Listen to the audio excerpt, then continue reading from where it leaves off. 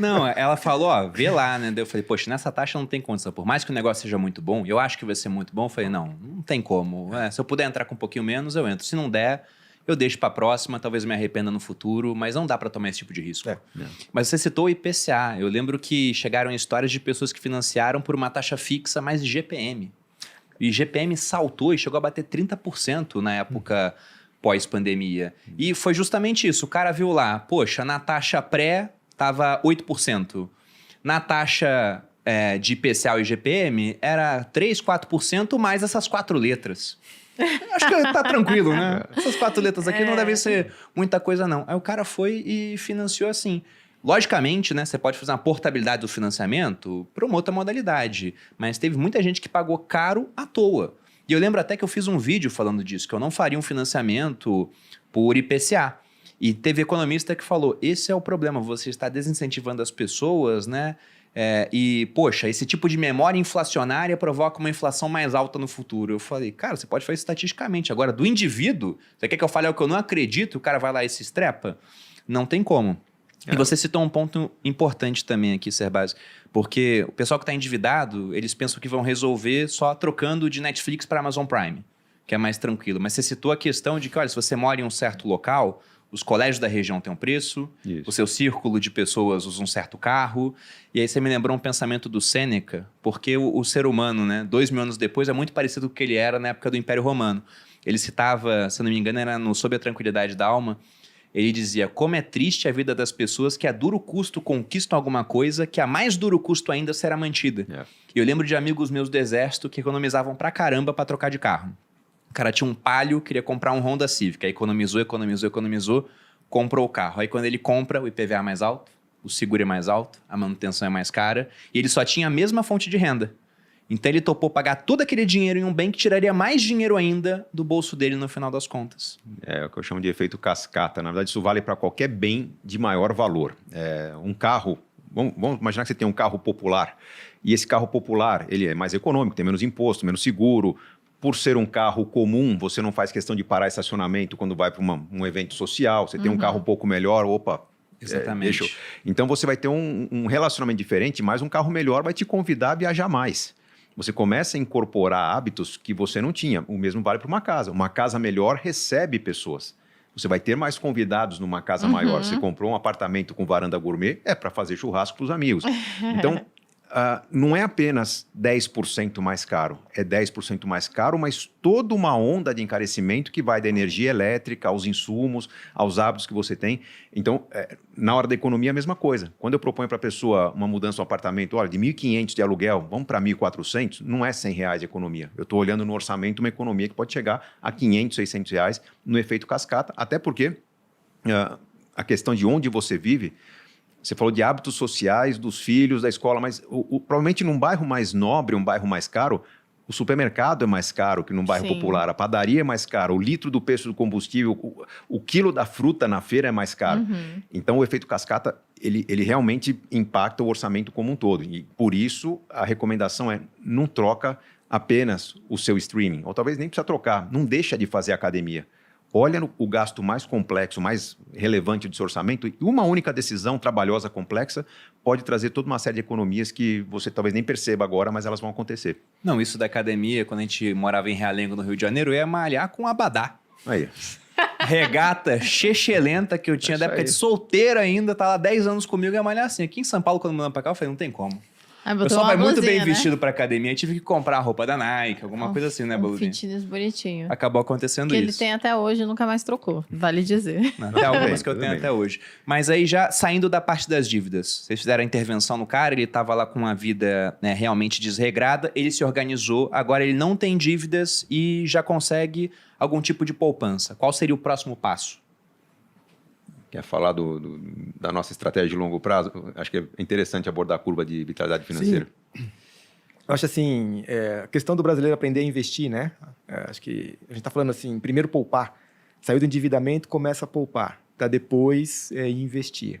Essas coisas coexistem, poupar e investir? Sim, entendemos que coexistem. Né? E aí a fórmula importante para poder investir bem é, primeiramente, né, fazer o seu colchão de segurança ali. Eu até prefiro chamar de colchão de segurança porque esse colchão de segurança ele serve sim como uma reserva para cobrir emergências, né, mitigar riscos, que são coisas que a gente não controla, mas também para aproveitar oportunidades. Né? Quando você tem uma oportunidade de comprar algo que talvez você não conseguisse, com nível de desconto, obter, né, investindo em termos de rentabilidade, ótimo, use o seu colchão. De quanto tem que ser esse colchão?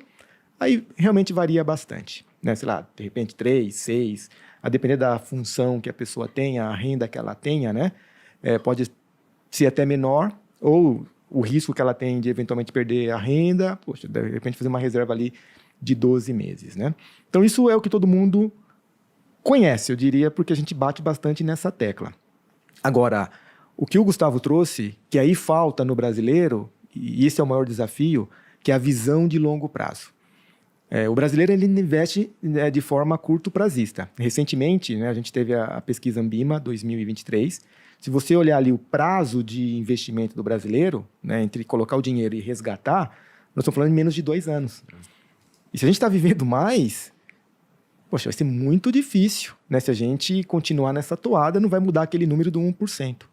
Vou trazer uma curiosidade aqui. Você sabe que o INSS, o benefício pago pelo INSS, a média tem ficado em torno de R$ 2.500 por mês. Isso é pouco? É muito?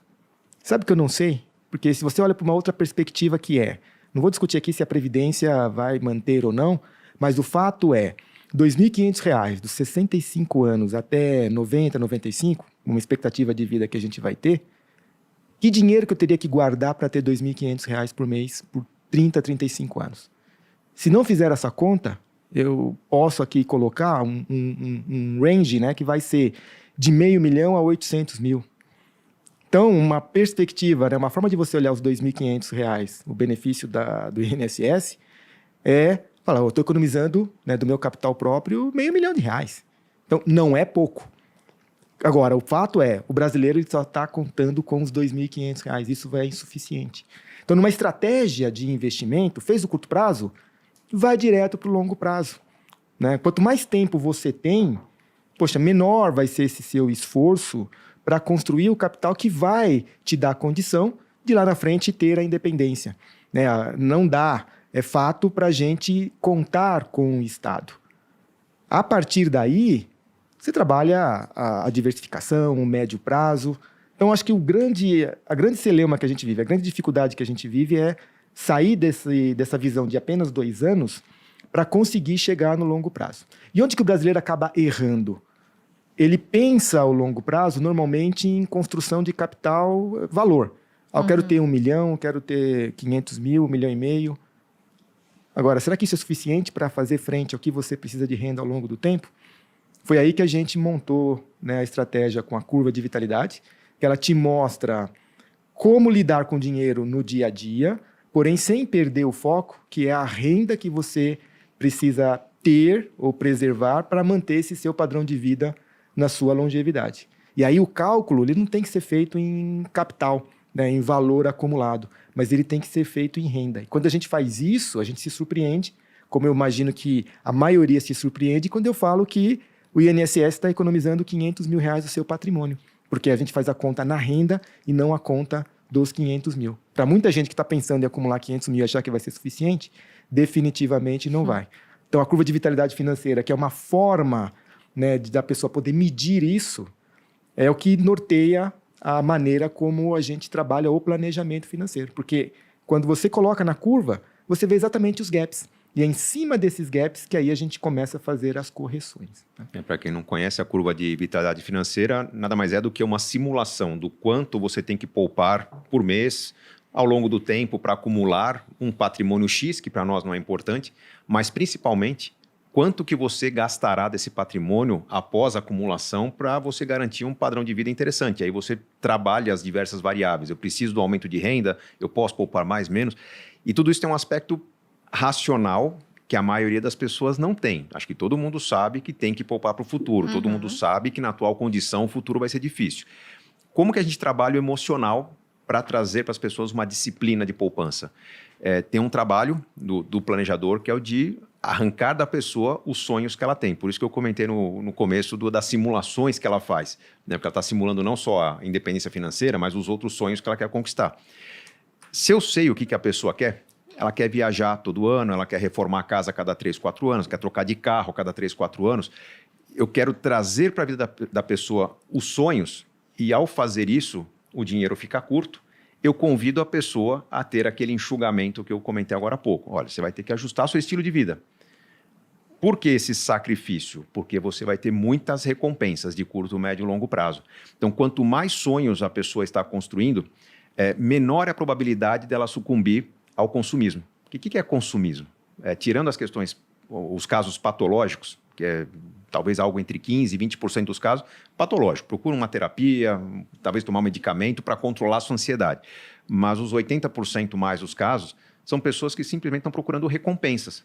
A vida está corrida, a vida está difícil, eu mal tenho tempo no meu relacionamento, eu preciso de um presente. E a pessoa vai estar adquirindo coisas que, eu preciso dar um presente para a pessoa que eu amo, eu preciso garantir um conforto para meus filhos, eu preciso ter uma casa que eu consiga receber as pessoas.